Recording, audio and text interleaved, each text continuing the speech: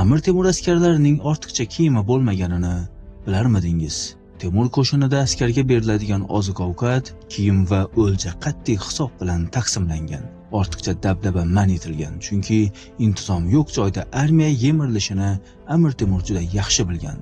Temur tuzuklarida aniq yozilgan: xazinadan ortiqcha sarf qilinmasin, amaldorga isrof taqiqlansin, har bir dirham hisob bilan sarflansin. Amir Temur uchun boylik maqtanish uchun emas, davlatni mustahkamlash uchun zarur edi. Amir Temur Samarqandni poytaxt qilib ulkan binolar qurdirdi, lekin u hashamat uchun emas, ilm, hunarmandchilik va davlat qudrati uchun barpo etdi.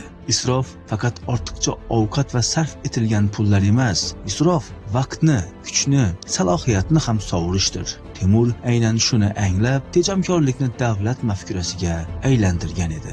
Amir Temur bizga bitta og'ir haqiqatni o'rgatib ketgan: isrofgarchilik qilgan xalq boy bo'lib yashamaydi, tejamkor xalq esa qudratli bo'ladi.